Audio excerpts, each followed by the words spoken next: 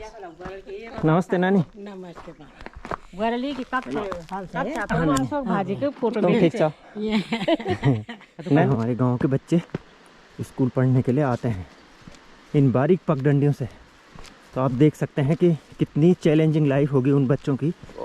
My God my God my God my God, ये देखिए यहाँ पर कितनी गहरी खाई बन रखी है, और अगर आदमी गिरे ना यहाँ से तो पहुँच जाए सीधे दूसरे लोक में। और ये रास्ता टूट रखा है यहाँ से, तो यहाँ पर से ध्यान से जाना पड़ेगा। केवल 5 मिनट में ये इतने भीग चुके हैं कि इनकी बुरी स्थिति हो गई अब। और एक बात और बताऊं, जो खदेड़ों के लोग हैं ना, हार्ड वर्किंग पर्सन रहते हैं यहाँ सारे के सारे। आप कौन हो? अरे हम आपके मामा हैं भाई, हम आपके मामा जी हैं। मामा जी, मामा जी? मामा, हाँ मामा। तब घूम भी जाएंगे हम, ठीक है।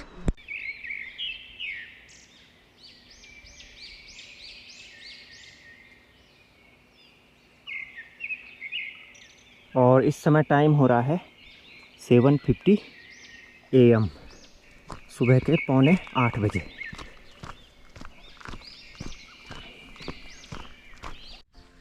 उत्तराखंड की इस प्यारी सी सुबह में आप सभी का स्वागत है हमारे इस ब्लॉग में। तो बड़ों को नमस्कार और छोटों को बहुत बहुत प्यार। और मैं अपने घर से लगभग 500 मीटर की दूरी चल करके और अब बढ़ रहा हूँ अपने गांव के सबसे दूरस्थ क्षेत्र, जिसका नाम है खदेड़ों। तो सुबह सुबह की ठंडी हवा, और अभी इस क्षेत्र में धूप भी नहीं आई है। और आप देख सकते हैं उधर है हमारा गांव, और वहाँ अभी धूप निकल रही है, तो काफ़ी ठंडा मौसम हो रहा है। घास की वजह से पूरे रास्ते घिर रखे हैं, तो इस तरह की बारीक पगडंडियों में चलना पड़ता है और फिर अपने लक्ष्य तक हमको पहुंचना पड़ता है। तो ये केवल हमारी कहानी नहीं है, ये है हर उस पर्वतीय अंचल में रहने वाले पहाड़ी की कहानी, जो अपने गांव में रहता है और वहीं पर अपना जीवन यापन कर रहा है। जब मैं सुबह घर से चला था तो मेरे शूज़ पूरी तरह से सूख रखे थे, और अब देखिए केवल 5 मिनट में ये इतने भीग चुके हैं कि इनकी बुरी स्थिति हो गई अब। और यहाँ से मेरा रास्ता और भी चैलेंजिंग होने वाला है, क्योंकि यहाँ भी पूरे रास्ते में ओस गिरी हुई है और मैं बुरी तरह से भीगूंगा इस रास्ते में। तो इस समय मैं जा रहा हूँ खदेड़ों।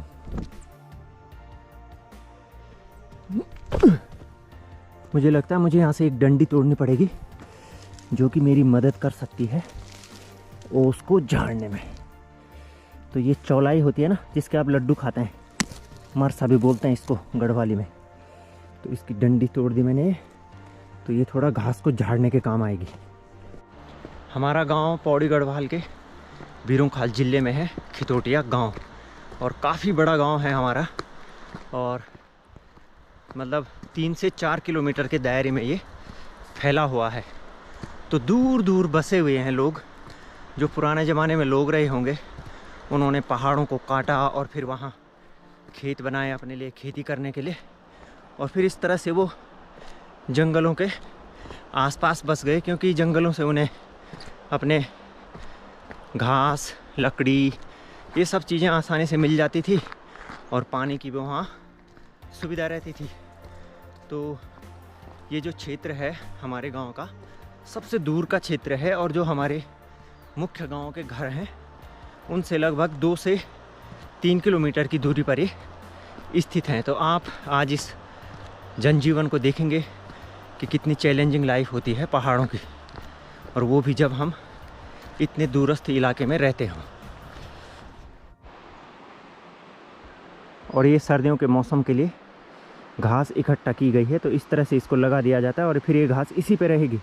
और दिसंबर जनवरी में जब बर्फ़ गिर जाएगी तो उस समय पालतू पशुओं के लिए ये खाने के काम आती है ये घास।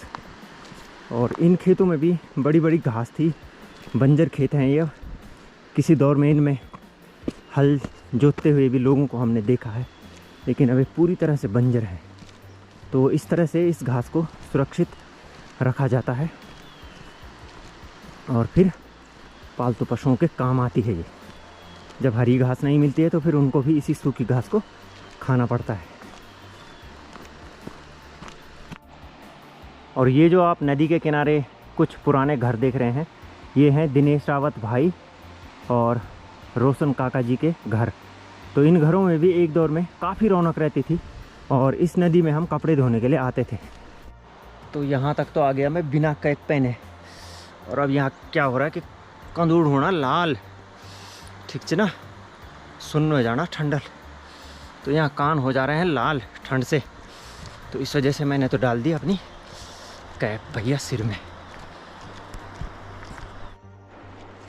तो अभी तो मैंने आधी दूरी तय कर रखी है और अभी मैं रास्ते में लगातार आगे बढ़ रहा हूँ। और यहाँ देखिए कितनी सारी घास हो रखी है। तो इस घास को झाड़ करके फिर आगे बढ़ना पड़ रहा है।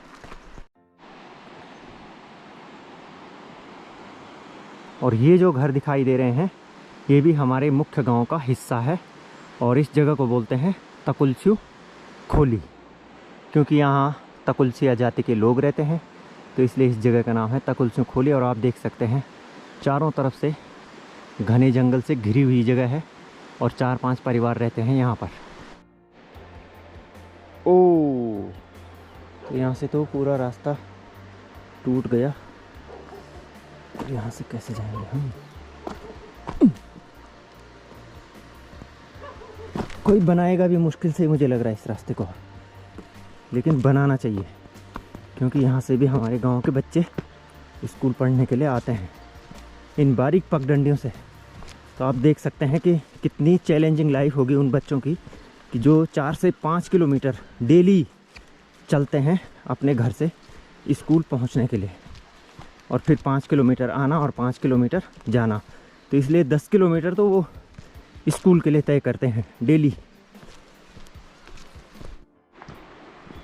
और इस जगह का नाम है गाढ़ा पुंगड़ू। गाढ़ा पुंगड़ू इसलिए बोलते हैं क्योंकि यहाँ गाढ़ है। गाढ़ मतलब एक नदी। और यहाँ की ये पहचान है कि यहाँ पर एक बड़ा सा पत्थर है। आप देख सकते हैं कितना बड़ा पत्थर है और पूरा एक साबुत पत्थर है। धन्य हो भैया मेरे गांव के इन लोगों के लिए कि जो इतनी जटिल जीवन शैली के साथ भी निरंतर जीवन पथ में आगे बढ़ रहे हैं। और ये देख रहे हैं आप, बिल्कुल वीरान जगह है ये, सुनसान। तो यहाँ पर लेपर्ड का खतरा सबसे ज़्यादा और सुअरों का खतरा सबसे ज़्यादा।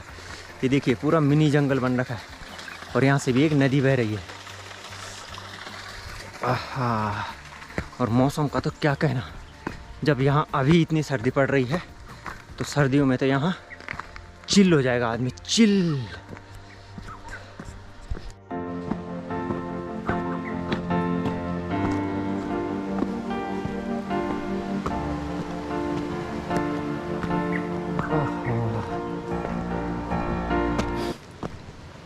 एक दौर में ये कूल बनाई गई थी, नहर, लेकिन अब ये भी इतिहास के पन्नों में दर्ज हो चुकी है, बिल्कुल जीरो।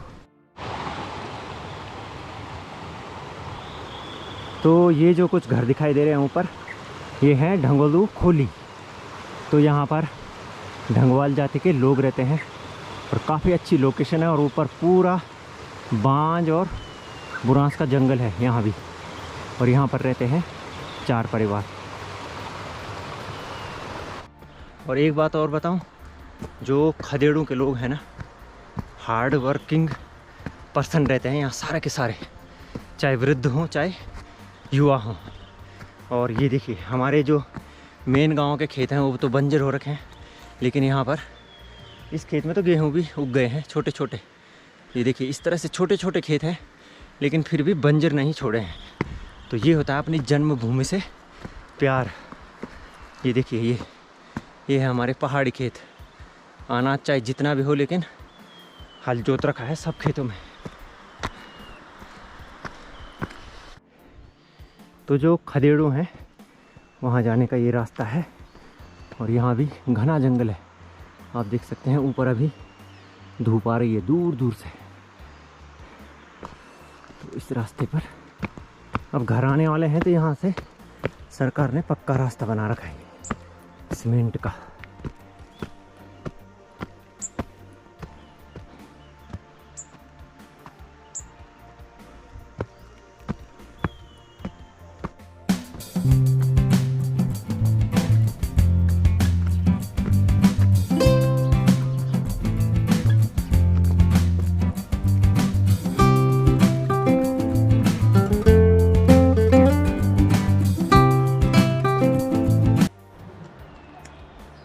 तो अब मैं पहुंच चुका हूं पंकज भाई के घर में। और आपका नाम क्या है? हाँ, पहले नाम बताओ। हैं? बताओ। सोना। सोना नाम है आपका? कितना अच्छा नाम है भाई। किसने रखा ये नाम? दादी ने? दादी ने रखा नाम आपका? हाँ। हैं? नहीं अपे लगा। किसने? अपे। अच्छा। हाँ। अब पापा के साथ घूमने नहीं जाते आप? घूमने नहीं गए पापा पापा? अच्छी ले रहे आले पे। अच्छा। हाँ। आपने हमको बोलना मामा। क्या बोलना है? मामा। मामा। हाँ? आप कौन हो? अरे हम आपके मामा है भाई। हम आपके मामा जी हैं। मामा जी। मामा जी। मामा। हाँ मामा। तब घूमने जाएंगे हम, ठीक है?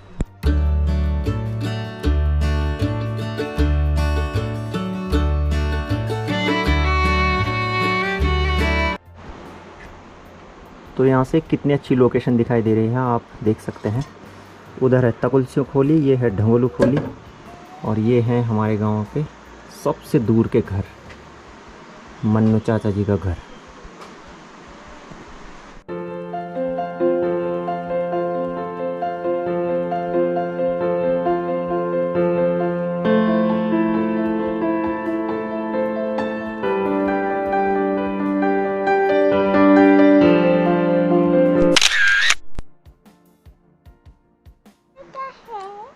तो ये है हमारी भांजी सोना।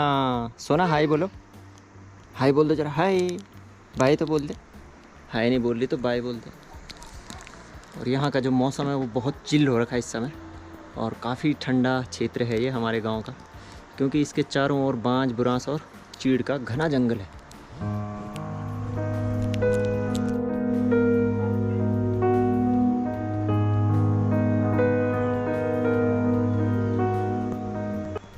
अभी मैं होबत सिंह गुसाई चाचा जी के घर में हूँ, और आप देख सकते हैं कि अब 9 बजे यहाँ धूप आ रही है, और शाम को भी यहाँ जल्दी छाया आ जाती है। और अभी मुझे इस रास्ते से और फिर अपने घर पहुँचना है, तो लगभग 20 मिनट लगेंगे मुझे अपने घर में जाने में। तो ये काफ़ी ठंडा क्षेत्र है हमारे गाँव का, सबसे दूरस्थ।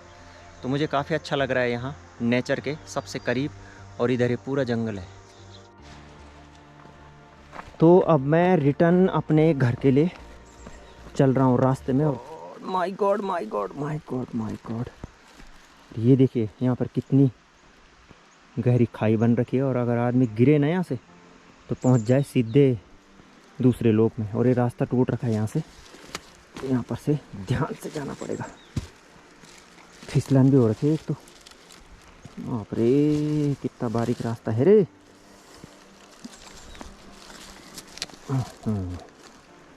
देख रहे हैं आप कितना चैलेंजिंग हो रखा है यहाँ, और नीचे पूरी खाई है एक।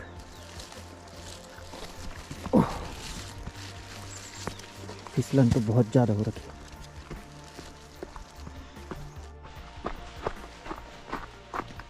और कसम से अगर मेरे साथ 1-2 दोस्त और रहते ना, तो मैं ऊपर जाता उस झरने में। देख रहे हो आप कितना प्यारा झरना है, बिल्कुल जंगल का ठंडा ठंडा पानी, और उस पर हल्की हल्की धूप पड़ रही है अभी। आप देख सकते हैं क्या ज़बरदस्त सीन है।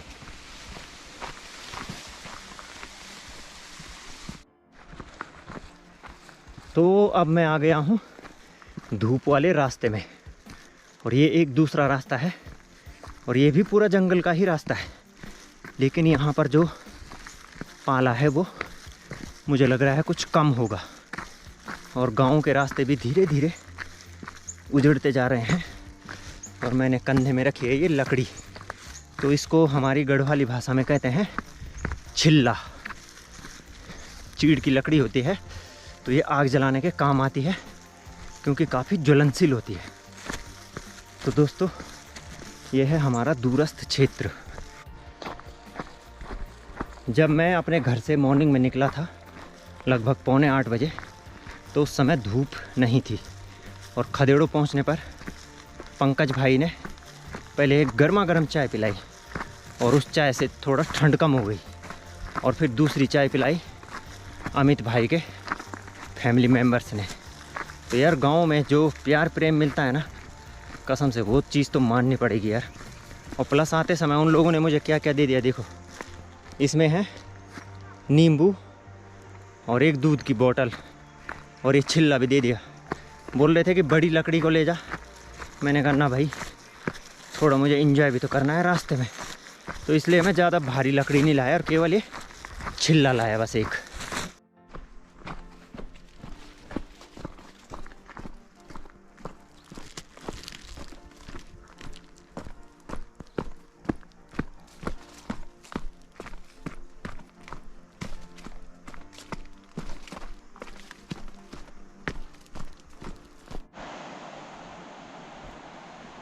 तो गांव का जो ये वाला क्षेत्र है नदी का, यहाँ से और इधर को रोड कटेगी।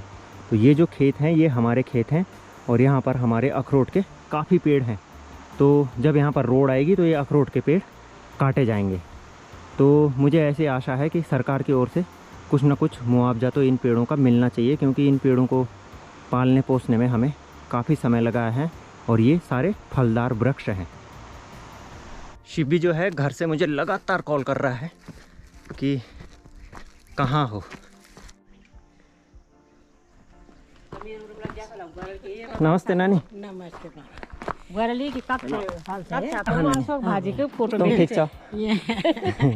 नैन थका को बढ़ तो आज नैन ये नैन का बच्चे ख हैं आगे नाश्ता उस्ता करेंगे बस कल रोटा खा के। अच्छा बड़ी फादो रियान सिला को इधर अरे बड़ुस नहीं लिया मैंने घूमन घामन को।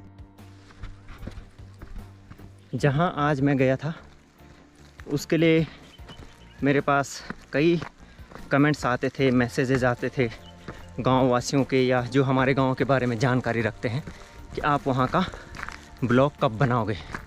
तो मुझे लग रहा है उन लोगों को अच्छा लगेगा और जो लोग हैं इधर उधर के पर्वतीय अंचल के, उन्हें भी ये चीज़ अच्छी लगेगी कि मैंने आज उनको एक दूरस्थ क्षेत्र दिखाया उत्तराखंड के गाँव का।